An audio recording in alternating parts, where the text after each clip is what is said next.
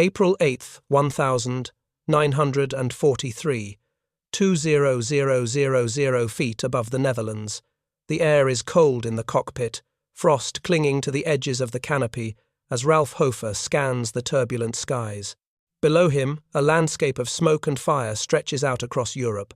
His heart is pounding, his hands gripping the controls of his P-47 Thunderbolt as he feels the weight of the mission settling over him.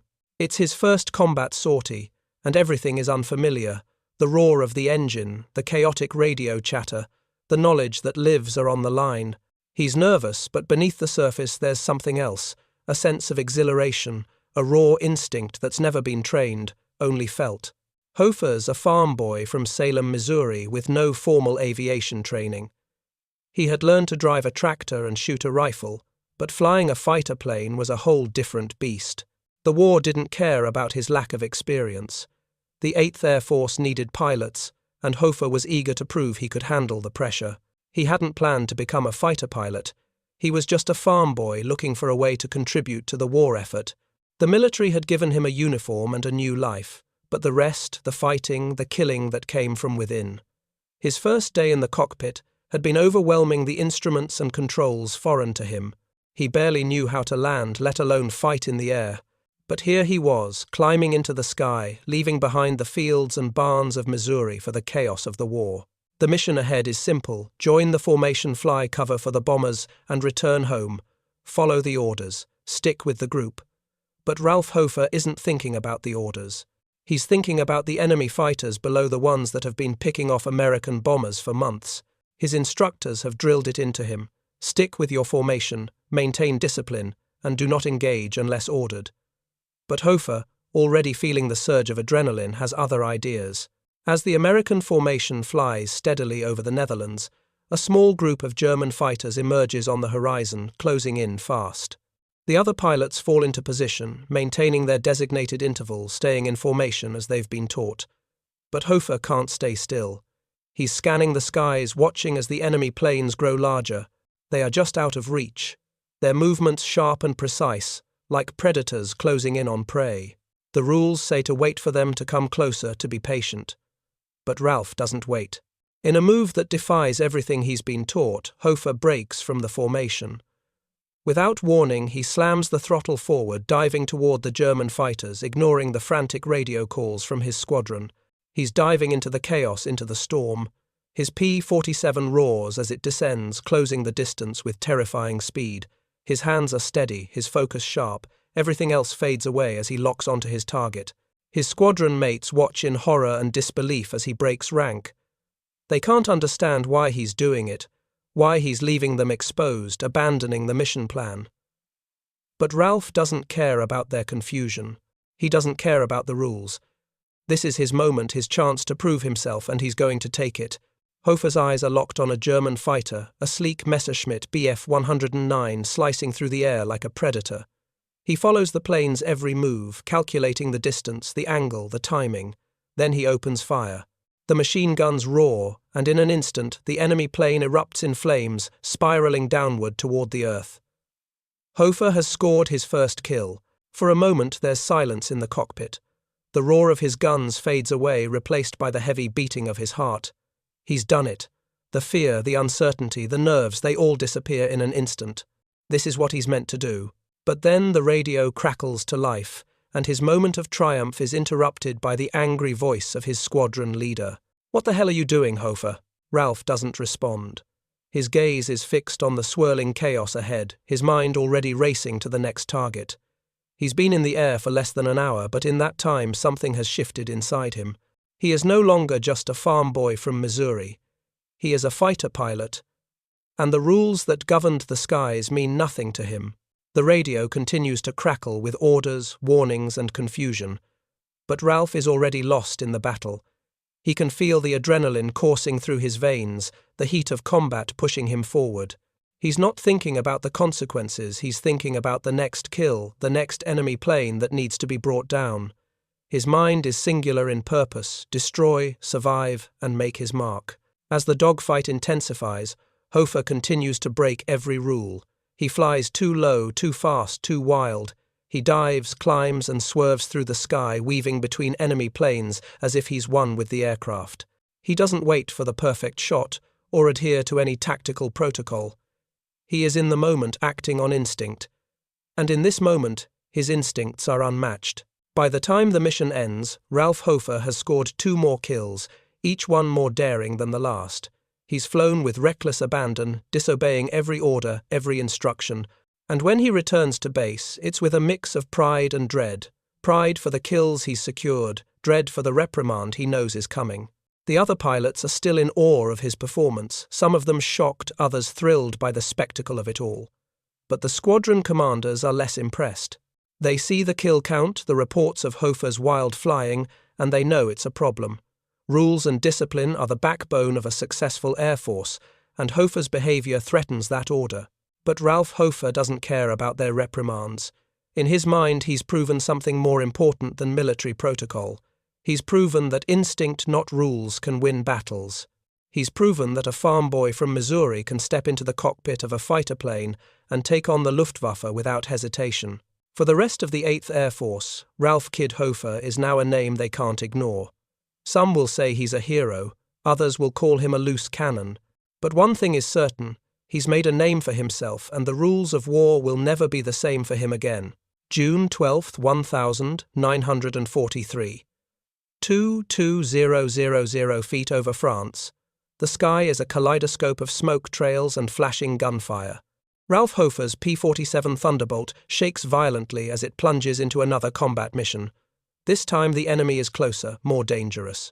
The roar of the engines fills his ears, and the tight grip on the control stick begins to feel natural, like an extension of himself. Today the war feels different, faster, deadlier, and more personal. He's no longer the farm boy who didn't know how to land an aircraft. He's become a weapon, and the chaos of the battlefield is where he thrives. The mission objectives are clear: provide support for the advancing Allied forces and engage any Luftwaffe aircraft encountered. Simple enough on paper, but Ralph doesn't read the paper. His eyes are focused on the German planes that rise to meet him, their silhouette cutting through the haze. A new sensation pulses through him, confidence. After his first kill, the nerves have faded. He knows what he's doing now, even if no one else does. Hofer's squadron sticks to formation, flying in tight lines, standard procedure. They're the disciplined group operating with the precision that is expected in war. But Ralph once again has no interest in precision. The rules are only constraints in his mind, barriers he's more than willing to break. Without warning, he veers off to the right, plunging into the heart of the enemy formation. His fellow pilots shout into the radio, demanding he return to formation, but Ralph doesn't hear them. He's too focused on the target. A pair of German Bf-109 seconds swoop down toward him, guns blazing. Hofer doesn't flinch. Instead, he accelerates, tearing into the middle of their attack. The first burst of his machine guns is enough to send the closest plane spiraling into the ground. He's not just hitting targets anymore. He's hunting them down like a predator on the prowl. The second, Bf-109, tries to evade, pulling a sharp, desperate turn. But Hofer is already on its tail, faster than the enemy can react. The shots ring out, and another German plane is down. The thrill of the kill surges through him, but there's no time to savor it. There are more to be taken. By the end of the mission, Hofer has racked up 4 kills, each one harder to achieve than the last. His recklessness has made him unstoppable, but it has also made him a liability. His squadron is starting to lose patience. The radio transmissions are filled with anger and concern. Hofer, get back in line. Damn it, Hofer, you're going to get us all killed. But Ralph doesn't listen. The more they shout, the more reckless he becomes. Every command he ignores, every risk he takes, only drives him further into the frenzy of war. The lines between rules and survival blur. As he lands back at base, there's no triumph, no celebration. The others are already off the tarmac, already grounded, shaking their heads in disbelief. They don't understand. They never will. Hofer's style, his daring, dangerous style, has saved him more than once, but it's beginning to strain the limits of what's tolerated in the 8th Air Force. The commander waits for him on the runway, a scowl on his face. Hofer can already tell what's coming. "We need you to follow orders, Hofer the commander," says his voice low, tinged with frustration. "You can't keep flying like this." Hofer stands tall, though he knows better than to argue. He's done nothing wrong in his eyes. He's a killer, a fighter, and he has the kills to prove it. His job isn't to follow orders, it's to win. And in his mind, the rules don't matter if they get in the way of that goal. "Understood, sir," he replies, simply, his face betraying nothing. He's heard it all before, but he knows it won't change anything. He's already thinking about the next fight, the next enemy to face. The next mission is only a few days away. And once again, Ralph Hofer will fly without hesitation. June 6th, 1944. 25000 feet over Normandy. The air is thick with tension. The roar of the engines is almost drowned by the sound of his own heartbeat. Ralph Hofer peers out over the swirling clouds, trying to focus on the chaos unfolding below. This is D-Day, the moment the Allies have been preparing for. The ground forces are landing, storming the beaches of Normandy, while Hofer and his squadron are tasked with providing air cover. It's a mission like no other. The stakes couldn't be higher. The Germans are ready, waiting for the first sign of weakness. The P-47 Thunderbolt beneath Hofer feels alive, every vibration and movement, telling him he's about to enter one of the most dangerous moments of his life. Hofer's heart races, but it's not fear. It's the anticipation of what's to come, the certainty that he will face the enemy head-on, no matter what the cost.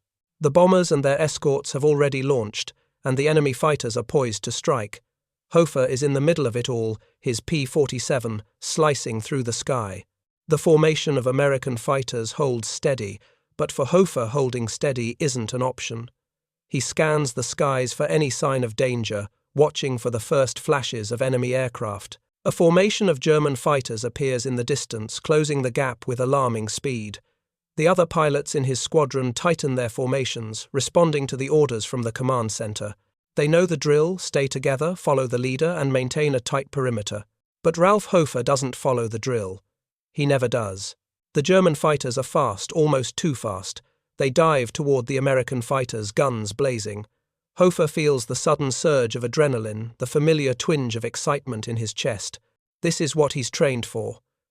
This is what he was born to do. Without hesitation, he breaks away from the group diving into the fray. The radio crackles with voices, but Hofer doesn't hear them. He's already locked on to a target. The sky becomes a blur of enemy aircraft, but Hofer has no interest in flying in formation. He's alone now, fighting for survival, fighting for dominance. His P-47 speeds toward a German Messerschmitt Bf 109, its silver fuselage gleaming in the sun. Hofer's hands are steady as he pulls the trigger. The sound of the guns roaring fills his ears as the first burst of fire rips through the enemy plane. The Bf 109 twists and burns, falling toward the earth in a trail of smoke. One down. Hofer doesn't stop. He presses on, diving lower, faster into the heart of the battle. His squadron is left behind, unable or unwilling to follow his reckless lead. For Ralph Hofer, it's not about survival, it's about victory. And victory comes with risk. It always has. Another German plane appears, this time a Fokker-Wulf 190. The enemy pilot tries to outmaneuver him, banking hard to the left, but Hofer is already there, cutting through the sky with deadly precision. The guns of his Thunderbolt open fire again, tearing through the Fokker-Wulf's wing. The plane goes into a spiral, flames erupting as it crashes toward the ground. As the fight continues, Hofer feels the weight of each kill. The radio calls are frantic, now the voice of his squadron leader filled with frustration. "Get back in formation, Hofer. You're making us look bad," but Hofer ignores them. He's too deep into the fight to care about the rules. For him, this is what war is all about: chaos, destruction, and the freedom to do what no one else has the guts to. The final moments of the mission are a blur. Hofer's P-47 dances through the air, dodging enemy fire, diving, climbing, and turning with a reckless abandon that would have been unthinkable for any other pilot. He takes out 2 more German planes before the order comes through to retreat. The skies are clear for the moment, and the Allied forces on the ground are pushing forward.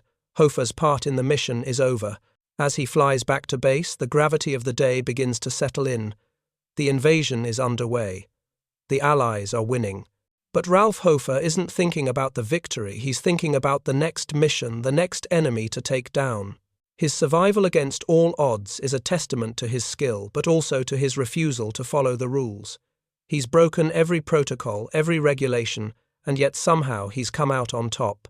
Today, Ralph Hofer has not only survived D-Day, but he has once again defied the odds.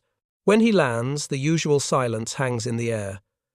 The other pilots are already grounded, already moving on to the next task. But Ralph Hofer remains in his cockpit for a few moments longer, staring out at the horizon. It's not over yet. There's still more to prove. More rules to break. July 21st, 1944. 30000 feet over Soviet Ukraine. The engines of Ralph Hofer's P-51 Mustang hum with power as it climbs into the blue skies above Eastern Europe. The mission today feels different. The weight of the war is shifting eastward, and Hofer is flying deep into Soviet territory as part of the Operation Frantic shuttle mission. The ground forces are locked in a brutal fight on the Eastern Front, but above the skies are his domain, at least for now. Flying over enemy territory, especially this far east, comes with a new set of risks. The German Luftwaffe is stretched thin, but there are still threats in the air. The Soviet airfields are unprepared for American fighter pilots flying their territory, and the atmosphere is tense. Hofer feels the unease in his bones. He knows what's expected of him: keep the formation, follow the orders, and stay alert for any signs of trouble. But for Hofer, that's never been enough. The Soviet pilots, unfamiliar with American aircraft, watch in awe as Hofer's Mustang cuts through the sky, its sleek design a stark contrast to their older, slower machines. The mission is simple: provide air cover for the bombers on their way to Soviet airfields. But Ralph doesn't fly by the book. He's never been good at following orders, and today will be no different. As the squadron approaches the drop zone, Hofer scans the sky for any sign of enemy aircraft. His mind races, calculating the angle of attack, the movements of the German fighters. The plan is clear: stay in the formation, cover the bombers, and return to base. But Ralph's eyes narrow as he spots movement on the horizon, a formation of German fighters closing in fast. Without hesitation, he breaks from the group just as he's done countless times before. The radio crackles with calls to return to formation, but Hofer has already locked onto the enemy. The thrill of the chase rises in his chest. This is what he's trained for, what he's lived for. He dives toward the German planes, pulling his Mustang into a sharp, high-speed maneuver. The enemy is unaware of his presence, and Hofer takes advantage of the element of surprise. He fires first, sending one of the Bf-109 seconds spiraling into the ground. His guns roar, and the second plane falls just as quickly. The radio crackles again, but Hofer doesn't respond. His focus is sharp, his movements fluid and instinctive. The rest of the squadron remains in formation, but Hofer has already turned the mission into something else, something personal. His kills rack up quickly, each one a testament to his unorthodox style. Where others would have stuck to the plan, Hofer is creating chaos in the skies. The ground beneath him seems to fade away as he loses himself in the rhythm of the fight. His mind is calm, his body working without thought, moving in time with the machine beneath him. The Mustang feels like an extension of his own body, its movements mirroring his own instincts. The rest of the squadron can't keep up. Some are trying to follow his lead, others too cautious to break formation. The tension is palpable, but Hofer doesn't care. He's already taken out 5 planes, each one more daring than the last. He doesn't need to prove anything to anyone but himself. As the mission winds down, Hofer's energy begins to fade. The adrenaline has carried him through the dogfight, but now the reality of the situation sets in. He's deep behind enemy lines, and the risk of staying out too long is real. The Soviet airfields are still far below, and the Germans could regroup at any moment. Hofer pulls his Mustang out of the dive, glancing over at the remaining enemy fighters. They're scattered, disoriented by the chaos he's created. His squadron has finished its mission, and the bombers are well on their way. But Hofer isn't finished yet. He circles back, picking off a final German fighter as it tries to regroup. Another kill, another mark of his defiance. By the time he returns to base, the rest of the squadron is already grounded, waiting for him. The radio is silent now, the voices of his fellow pilots replaced by the heavy thrum of his Mustang's engine. There's no celebration, no cheers, just the soft hiss of the fuel as it is drained from the plane. The commander is waiting for him as always. The look on his face is unreadable, but Hofer knows what's coming. They've had this conversation before. They know he can fly, that he's a natural in the cockpit, but they also know that he's a liability, a loose cannon who doesn't follow orders and doesn't care for procedure. The rules that keep the squadron in check are the same rules Hofer has spent his entire career ignoring. "You know the drill, Hofer," the commander says, his voice steady. "Stay with the formation. Follow orders. It's not just about the kills." Hofer nods, his expression blank. He's heard it all before. But nothing the commander says will change the way he flies. Hofer isn't just here to follow orders. He's here to make his mark, to prove that instinct can be as effective as training, if not more so. As he walks away from the plane, the sounds of the base fade behind him. He knows what comes next, another mission, another chance to break the rules. The war is far from over, and for Ralph Hofer, it never will be. September 27th, 1944. 15000 feet over Yugoslavia. The sun hangs low over the sky as Ralph Hofer's P-51 Mustang slices through the air. It's another mission, but this time it feels different. The tension is heavier, almost palpable. The air is thicker and the clouds seem closer, as if closing in on him. Hofer's grip on the control stick is steady, but a nagging sense of unease lingers at the back of his mind. Something feels off. His squadron mates are flying in formation, but Hofer can already sense that he's not going to follow the plan. He never does. His mind races through the possibilities, the choices. A quick glance over the horizon tells him everything he needs to know. Another day, another opportunity to break the rules. Today's mission is a standard escort, another shuttle mission to support the Soviet advance. The Germans are still putting up a fight, but they're stretched thin, their forces weakening. Hofer's role is to provide air cover for a bomb strike, but his instincts are already steering him in a different direction. The targets are too far off. The enemies are out of reach. The rules say to stay in formation and maintain discipline, but for Hofer, those instructions feel like chains. He veers off course, his Mustang pulling into a dive toward a lone German fighter he spots in the distance. His squadron leader's voice comes over the radio, strained with frustration. "Hofer, get back in line. You're not on your own." But Ralph doesn't respond. The words fade into the static. His focus is locked on the target. The German fighter pilot doesn't see him coming. Hofer's Mustang roars as it descends, closing the distance with terrifying speed. A burst of fire from his guns sends the enemy plane tumbling into a cloud of smoke and debris. Another kill, another defiant move. But the exhilaration is short-lived. Hofer doesn't wait for the next target to appear.